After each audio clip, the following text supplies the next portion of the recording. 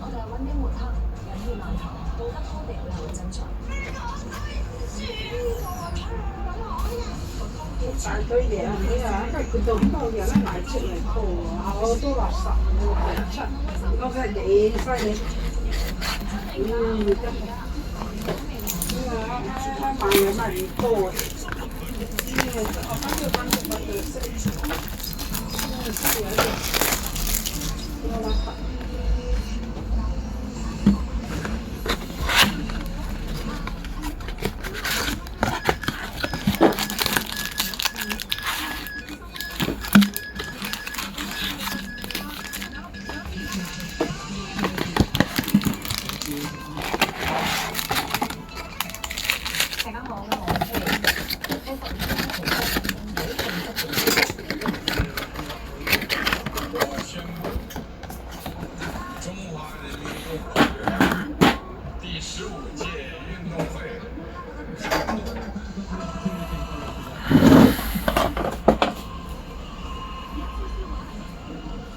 落嚟喺廣州嘅廣東嘅人中上料，正年一度嘅傳聞係由三地聯發翻，係講緊嘅5號，出入3個代表地區，咁話俾我知道，佢大體運動嘅主要目標方面係對佢嘅走，北極熊係有嘅飛，我話佢出嚟10度，你要佢考慮上諗住都好似去盡方克目標主席。最後粵港澳代表團消息，行政長官李家超話：期待各地體育精英同長青運互相結合。第一節有34個大項同419個小項。港隊喺正式開幕節亦都有帆船代表報轉學，公路單車代表李思榮雙雙奪金，平報時最後成績。國家主席習近平夜晚出席全運會開幕式，晏晝先會見國際奧委會主席韓瑞同中心名譽主席。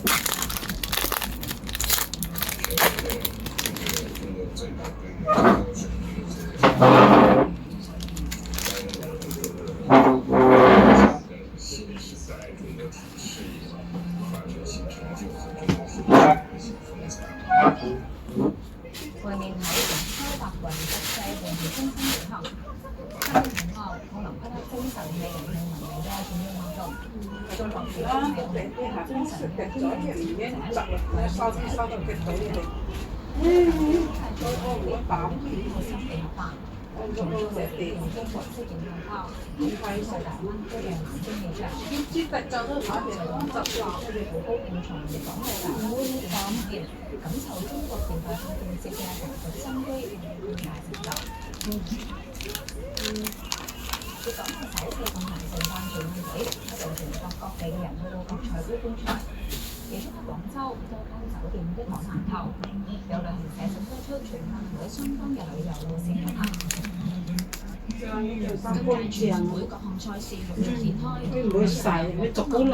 廣州喺跳水比賽，就算係提前喺網上預約酒店，但都一房難求。真係稍為想揾近啲都冇好定，而且都比較貴，係。有旅遊平台數據顯示，同全運會相關嘅大灣區旅遊搜索量喺最近一個禮拜急增，包括酒店、機票、火車票等等。鄰近全運會主場館廣東奧林匹克體育中心嘅酒店最搶手。從今個月初咧都會呈一個增長嘅趨勢嘅，比例會去到5%到10%嘅增長嘅。同樣有賽事舉行嘅深圳，酒店預訂量按年增長80%，而熱門區域主要喺龍崗大運中心附近。而其他大灣區城市，例如惠州、清遠，酒店預訂都錄得增幅。有旅行社亦都把握機會推出賽事加旅遊產品。以短線為主，短線嘅話肯定就係要我哋大灣區不得嘅廣州日遊啊，或者仲有珠海日遊啊，或者香港港澳啊，一樣日遊呢啲為主啦。網絡數據亦都顯示，賽事期間除北京、上海、武漢等地前往大灣區嘅航班載客量亦都明顯上升，客流高峰集中喺賽事期間嘅兩個週末。無線電視記者劉穎報道。一星期然後翻嚟消息。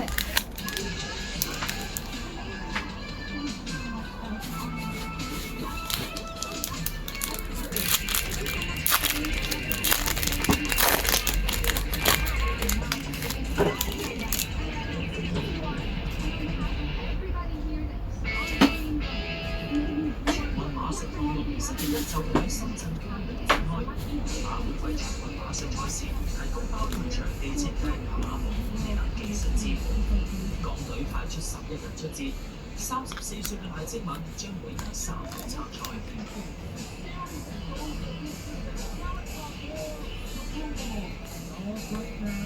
賴晶敏過去2屆都有獎牌落袋，佢話今屆要延續有難度嘅，除咗要夥拍全新嘅馬匹拍檔，對建立默契有考驗之外，對手亦都比以往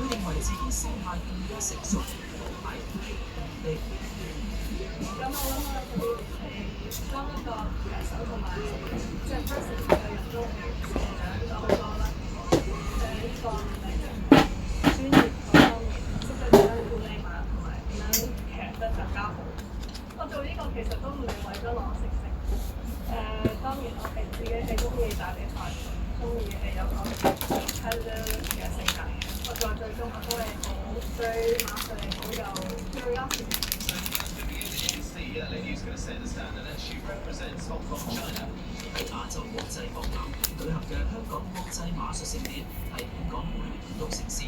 賴晶敏最希望可以喺香港建立馬術運動文化，呢個亦係佢一直喺馬會上堅持嘅最大目標。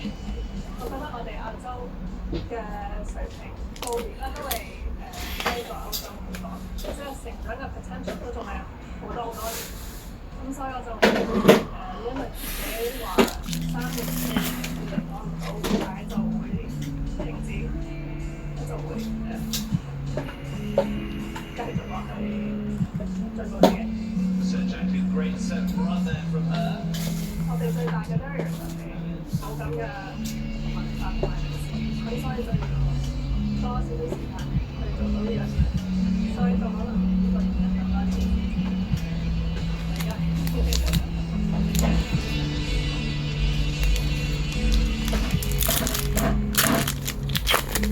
運動大會香港電台播出，馬會與你並肩，昨天、今天、每一天。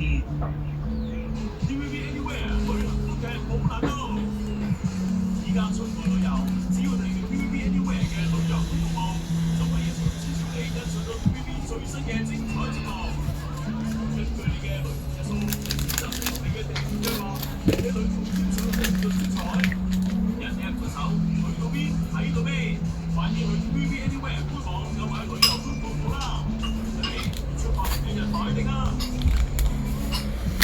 跟住精華，跟住 Cream，全面緊緻效能，先搽精華，再搽 Cream，馬會推奏一加一檢查，14天緊緻提升，有效皺紋，天氣需要紋，所有 Cream。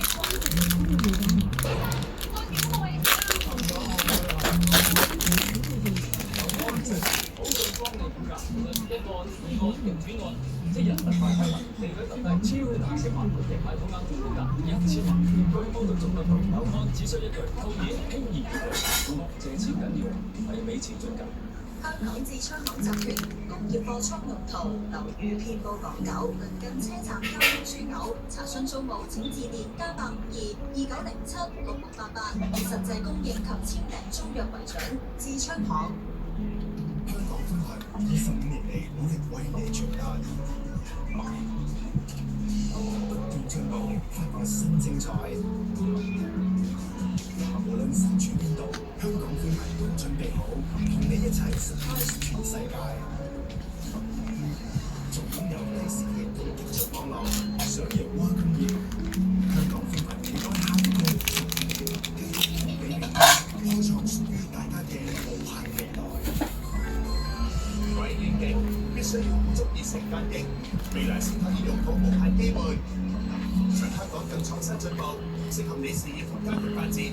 就要投票選出你心目中嘅理想議員。12月7號喺立法會換屆選舉，為咗投下你寶貴一票，選出新一屆愛國愛港、有擔當、做實事嘅立法會議員，為香港為大家謀發展，投入選舉，共創未來。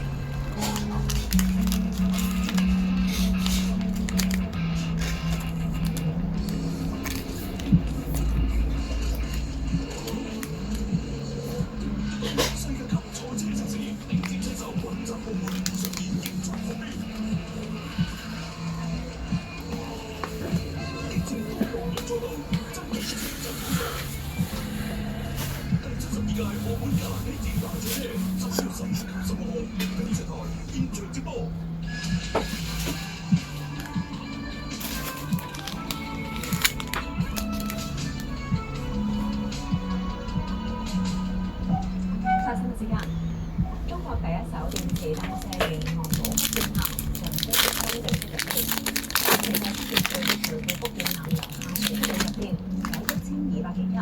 期間進行咗多項試驗。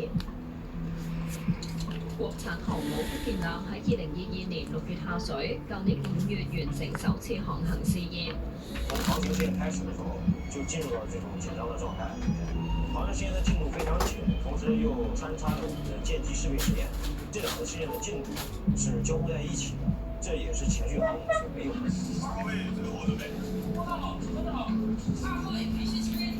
解放軍官兵喺福建艦進行嘅3型艦載機升降測試入面，包括殲30號戰機。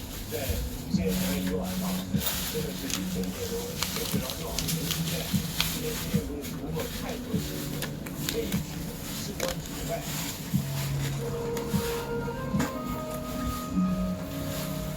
解放軍海軍官兵見證咗福建艦多個首次，由首次駐機點火到首次出港首航，以及艦載機首次彈射起飛。這是我們非常可惜的，我們已經原來的，原來我們要學這樣，選擇了生活，我們有這樣的底氣。福建艦喺11月5號入列，第一日信號班連夜懸掛歡迎旗組同40號信號旗。我們7號兵承擔着掛旗和吹哨的任務，等到8點鐘以後，我們還會懸掛國旗。